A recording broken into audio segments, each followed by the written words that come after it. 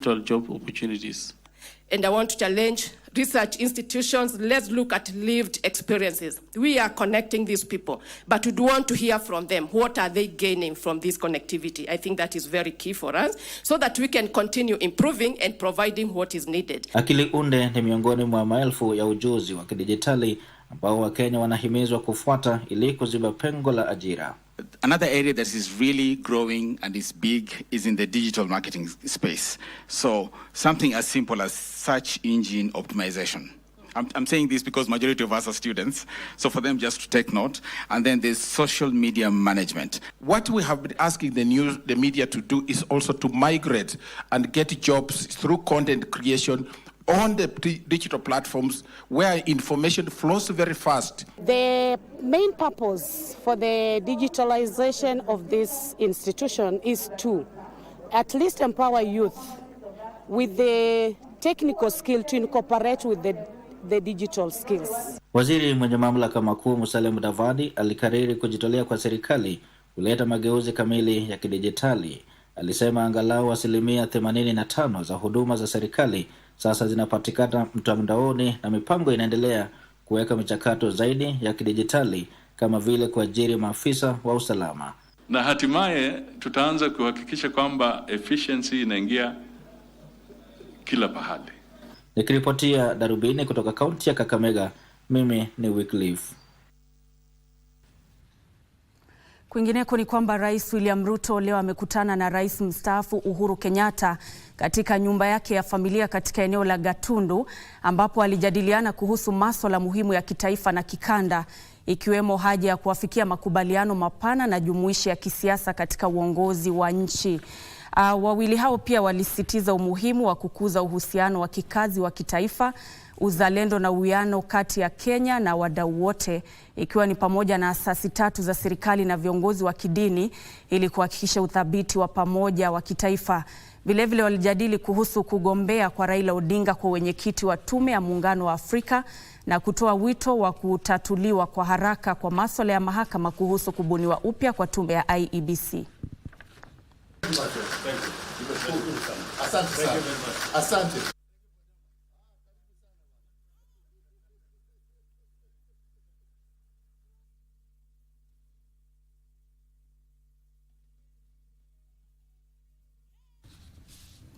Vijana wamesema kuwa hali ya kukosa kushirikishwa kikamilifu katika mipango ya kukabiliana na mabadiliko ya tabia nchi inatokana na serikali na wadau wengine kukosa imani kwao pamoja na kutumiwa kwa ubunifu wao na mashirika ya kimazingira.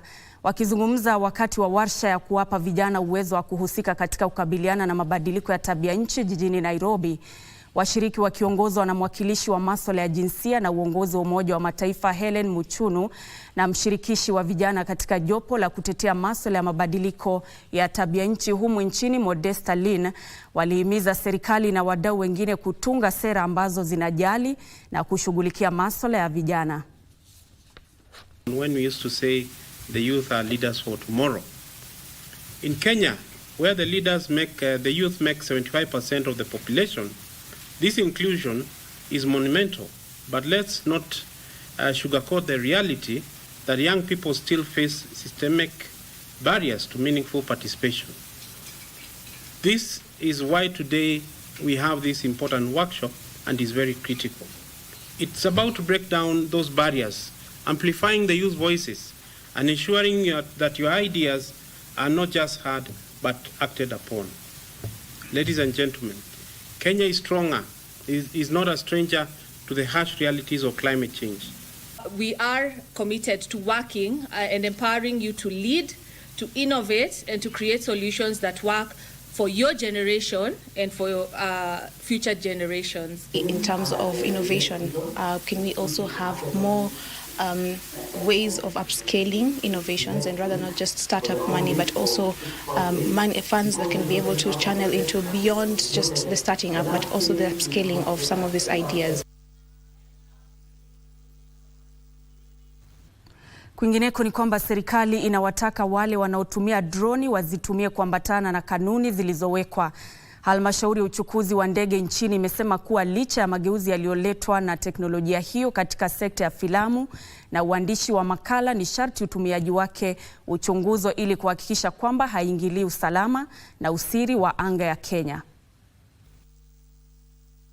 Kwa muda mrefu, picha zilizopigiwa angani zilitumika tu kwa filamu kubwa na utayarishaji vipindi vya runinga. Hata hivyo, katika miaka ya hivi majuzi, droni zimechukua mahala pa helikopta. Watayarishaji filamu na vipindi wanazidi kuvutiwa na uwezo wa kifaa hicho, ambavyo baadhi yavyo vinaweza kununuliwa kwa hata shilingi 160,000. Serikali hata hivyo inawakumbusha wale wanaotumia droni hizo wazingatie sheria kabla ya kurusha kifaa hicho kwenye anga ya Kenya. Kulingana na sheria hiyo, mtumiaji wa droni ni sharti apate idhini kabla ya kutumia kifaa hicho kunakili video. If today you are arrested, you don't have an import permit, you don't have registration, you don't have insurance, you don't have an RPL, the charges will be between 6 million to 12 million, 6 years to 12 years, or both.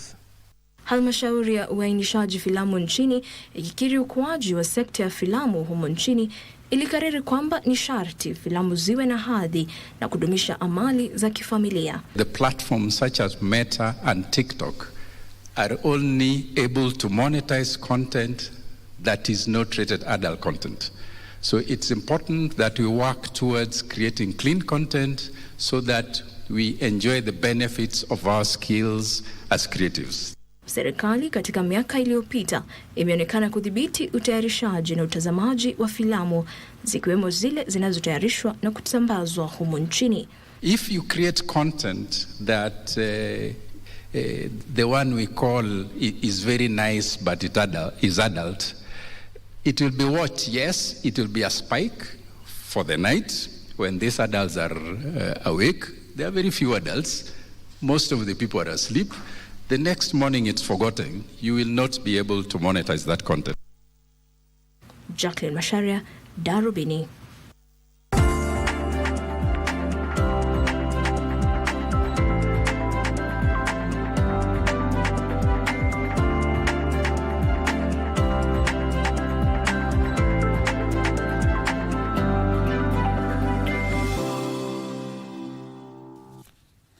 Na mtazamaji, sasa hebu tuangazie taarifa za biashara, ambapo mamlaka ya ukusanyaji ushuru nchini ilikusanya shilingi trilioni 1 kati ya mwezi Julai na Novemba mwaka huu, ikiwa ni ukuaji wa 4.3% ikilinganishwa na mwaka jana.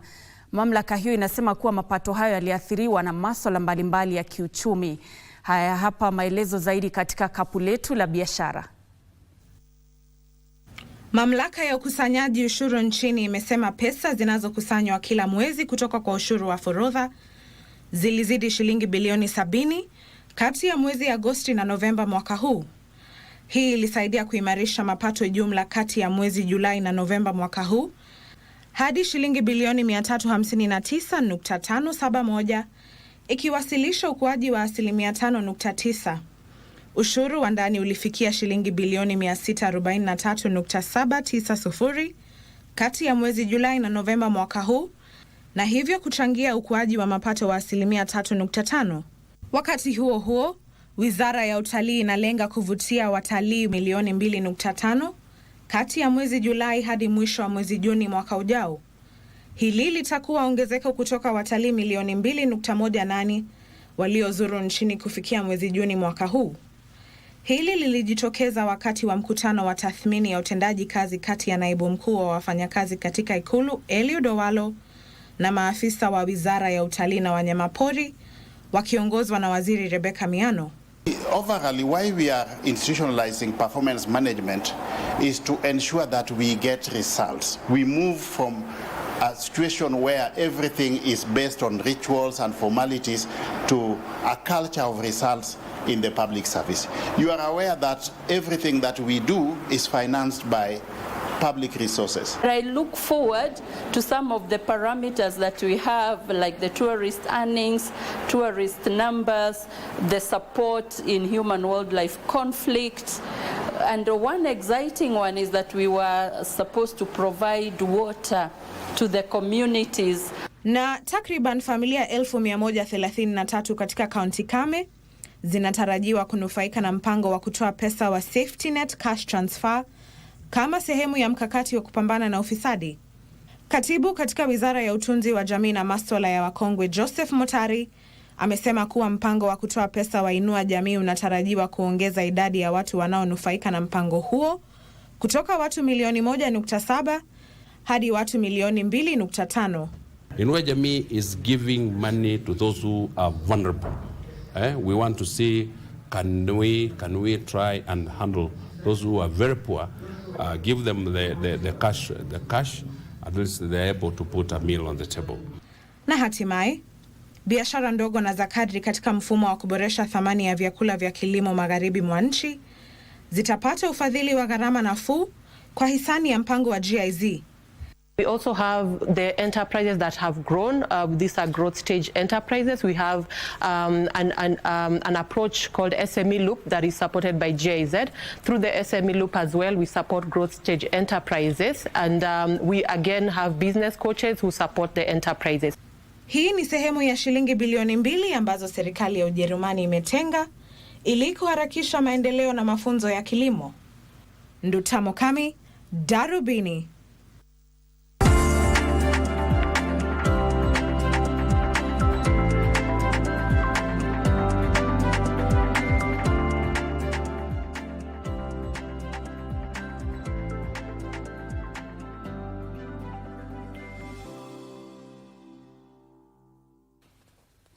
Na mtazamaji, taarifa hizo za biashara zinatufikisha kwenye tamati ya awamu ya kwanza ya Darubini ya Channel 1, na nikukukumbusha tu ya kwamba wakati wowote sasa Rais William Ruto atakuwa pale katika jumba la KICC kuandaa kikao na wananchi, ambapo atakuwa anazungumzia masuala mbalimbali ikiwemo miaka 2 tangu Hustler Fund kuzinduliwa na vile masuala ya ajira humu nchini na vile nje ya nchi. Hivyo basi tupumzike kidogo, tutarejea na mengi zaidi.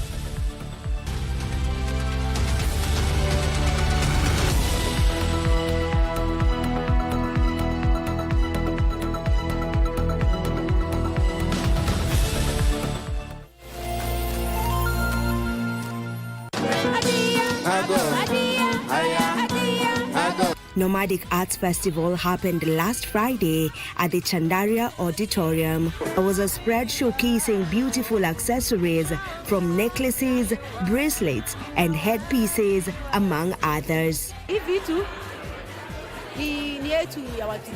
Kenyan female rapper Sylvia Saru, popularly known as Saru Amanyaru, has dropped her new EP dubbed The Queen of Genge. Wauliza swali mnashindwa mtajibu nini sasa, si watu ogopangia tujifichi kwa kichaka. Oh, you can learn a thing, si kwenu mko na darasa. Bien's incredible journey as a solo artist has resonated with fans across the country. Bien has continued to create authentic Afropop hits that have topped the charts.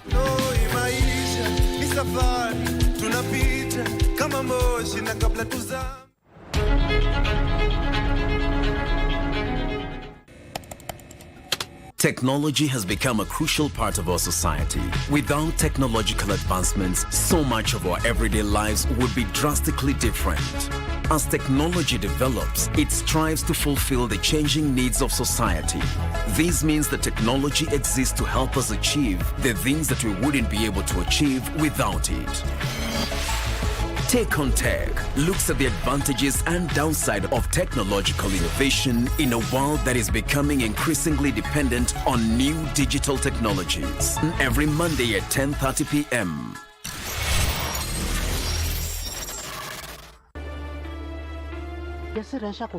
Hayuko nyanya, hayuko. Ati nini? Hivi kumbe mtu weza kulala ukiamka ukifungua macho ukuta umekufa? Madamu ukimwangalia ana upungufu wote wa kiafya huyo. Upungufu si lazima wa afya, unaweza pungukiwa hata akili. Unasemaje? Nani nakwambia kwa huku ndani ya nyumba yangu kuna kazi ukija utaajiriwa? Ninakuona tangu asubuhi umeamka hauna raha. Kwani kuna shida yote? Nahisi kama kuna kitu kibaya kitafanyika. Sasa mbona wa mzigo mwanamume wewe ubebeki? Mimi nimekuwa mzigo. Chumba chake kimejaa harufu ya kifo.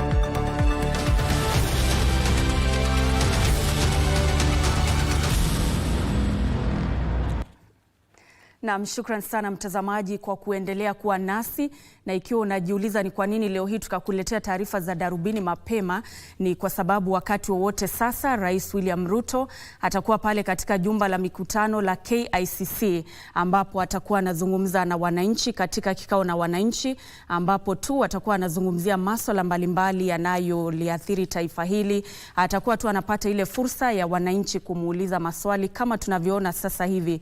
Hizo ni picha za moja kwa moja. Wananchi tayari wamefika pale KICC na wanasubiri tu kuwasili kwake rais, ambaye atakuwa anafika pale wakati wowote sasa, na tunatarajia tu watakuwa wanaangazia masuala mbalimbali kama vile Hustler Fund ambayo imetimiza miaka 2 tangu kuzinduliwa, changamoto zile ambazo zimekuwepo pale na vile mafanikio ambayo serikali inaweza kuzungumzia.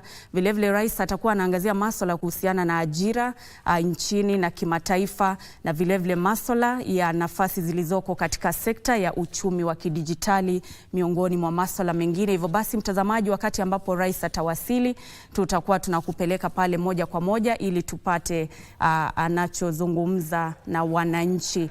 Lakini kwa sasa hivi mtazamaji, ni picha za moja kwa moja tu pale KICC. Kikao chenyewe tu kilikuwa kinafaa kuanza mwendo wa saa 1. Hivyo basi hiyo ni kumaanisha tu wakati wowote sasa rais atakuwa anafika pale, na tutakumbuka tu ya kwamba leo hili ilikuwa Kenya inaadhimisha miaka 2 tangu Hustler Fund kuzinduliwa. Je, mafanikio yamekuwa ni yapi? Changamoto zile ambazo wananchi wamekuwa nazo ni zipi wakati ambapo walikuwa wanachukua ile mikopo pale kupitia Hustler Fund? Mtazamaji, tutakuwa tunakurejesha pale KICC baada ya muda usiokuwa mrefu, lakini kwa sasa hebu tuendelee tu na taarifa nyingine, ambapo kinara wa chama cha Wiper Kalonzo Musyoka sasa anamtaka Augustus Muli wa chama cha National Liberal kuondoa kesi ambayo aliwasilisha katika mahakama ya Kiambu inayozuia kubuniwa kwa jopo kazi la kuteua makamishna. Mtazamaji, tunamwona rais amefika pale KICC, hivyo basi hebu tuelekee tusikize kikao chake na wananchi. Mjambo. Mambo? Asanteni sana. Now, this evening, we are going to have a conversation about 2 very important things that concern our country and especially the young people of our nation. This evening, I came from the launch of Hustler Fund, second anniversary of the Hustler Fund. And I'm going to have a conversation about financial inclusion as first item, and number 2, the most important aspect that every young person in Kenya is seized with, and that is jobs. So these are the 2 important things I want us to have a conversation about this evening. Let me start with the first one. So today we are marking the 2nd anniversary of the Hustler Fund. I did make a commitment to the people of Kenya to do 2 things. Number 1, to get millions of Kenyans who had been blacklisted under our CRB arrangement, and there were Kenyans who could not transact in the financial ecosystem because they had been blacklisted. I made a commitment that we will remove these Kenyans from that blacklist. I can say today with confidence that the 7 million Kenyans who had been blacklisted under the CRB ecosystem, we have removed all of them. Especially those who had been blacklisted because of borrowing money in the fintechs, you know.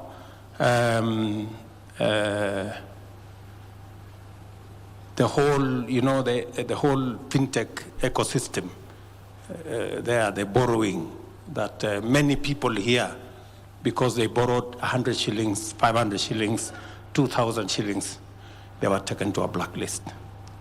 But it didn't stop there. I also said We are going to develop a financial product that recognizes that we have millions of people in our ecosystem that are not banked, people who have no security, people who have no collateral, and people who require financial support. They need 200 shillings, 500 shillings, 5,000 shillings, 10,000 shillings, but they don't have a logbook, they don't have a security, they don't have a title, and therefore most oftentimes they never get any support. It is the reason why we launched the Hustler Fund. The Hustler Fund today has reached 24 million Kenyans. 24 million Kenyans have borrowed from the Hustler Fund. 8 million Kenyans borrow regularly from the Hustler Fund. 2 million Kenyans are very good borrowers on the Hustler Fund. The others are in between. So on the second anniversary, we got feedback from people who have been borrowing from the Hustler Fund. And they asked us 4 questions, which we sought to answer today. Number 1, majority of them said, we want the limits, the borrowing limits enhanced. We have reached the limit, we want to borrow more. So today, we increased the borrowing limits. And I'm going to explain to you shortly how we did.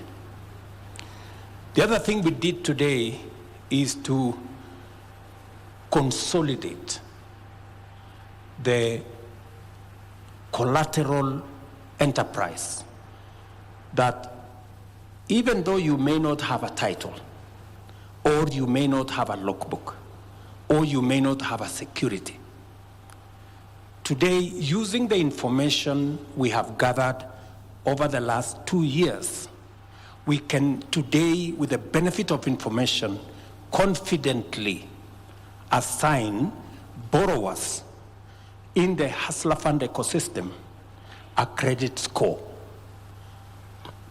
Just the same way Kenya has a credit rating.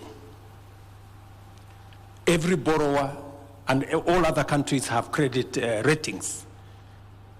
We have also now decided that borrowers in the Hustler Fund ecosystem will have a credit score. So we have credit score ranging from A1, which is the best borrowers, people who pay on time, people who keep their records well, people who save, A2, A3, B1, B2, B3, C1, C2, C3, C3 being at the bottom. These are the people who, they are not too good in borrowing and paying. So they are down there. But they have a chance to improve their rating. So today, Kenyans, when you dial *254# and go to Hustler Fund, and you have been a borrower in the Hustler Fund, today you will know what credit score you have.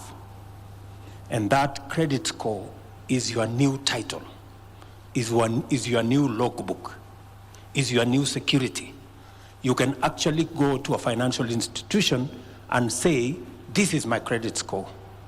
And they will assess you accordingly, because they know from the Hustler Fund, you are a good borrower, you are not so good a borrower, you are somewhere in between, and therefore, as I promised the people of Kenya, we are changing the collateral infrastructure.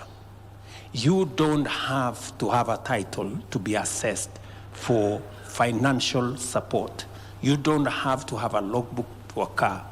Your financial behavior is sufficient, and that is why you get a credit score. So every Kenyan in the Hustler Fund ecosystem will get a credit score tonight.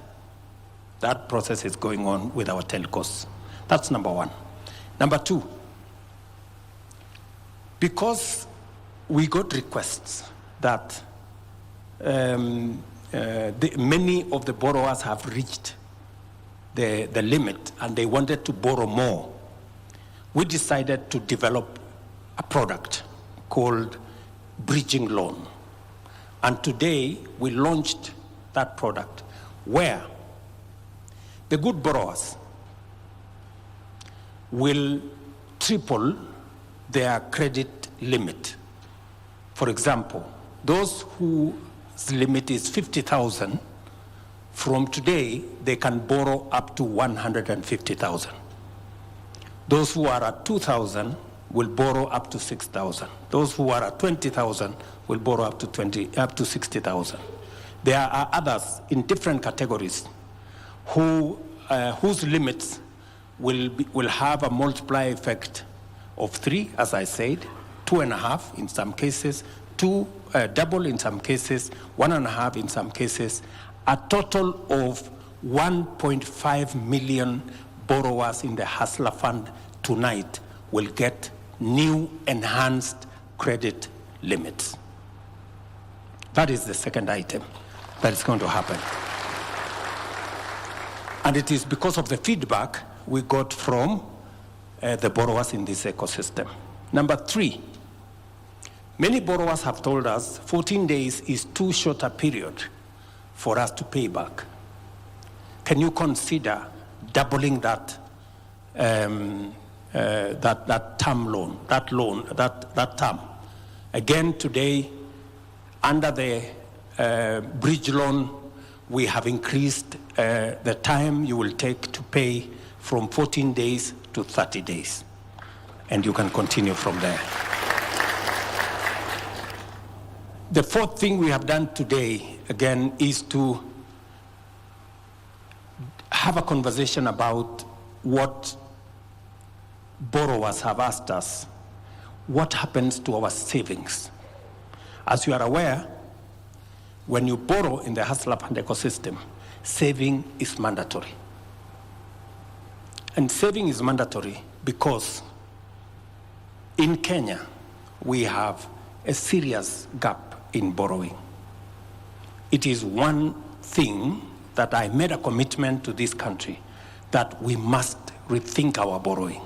And I am very happy with the progress we are making in matters borrowing.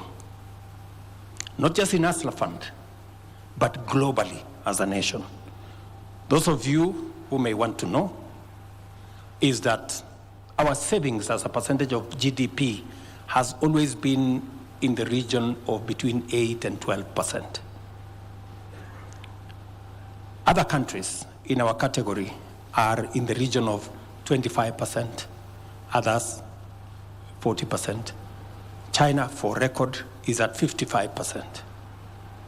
And when you have money that is saved, if you have a good saving culture, then you build a big enough resource of resources that can be used for borrowing. It begins to give you long-term money, patient money that can be borrowed, and it helps to bring down interest rates. Just for context, let me tell you where we are. Our National Social Security Fund has saved in 60 years 320 billion in 60 years, because we have been saving on average 200 shillings per person. And you remember I had a very serious quarrel about it. Of course, I have since pushed the needle. I discussed with the stakeholders. We managed to negotiate the court cases that were in court, and we finally have a new arrangement. Today, every employee saves 6% of their salary, and every employer adds another 6%. That will eventually be money belonging to the employee. Do you know what has happened? The 320 billion we have saved in 60 years, we are actually going to double that money in 4.5 years.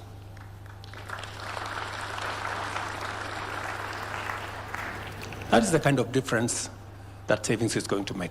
I just wanted to make that point so that I can come back to savings in the Hustler Fund. We have 3.5 billion shillings in savings under the Hustler Fund situation. Many borrowers have been asking us, who is managing this money? What interest am I going to get for the savings I have on my Hustler Fund account? Now we have worked with World Bank and other development partners. Now KNEST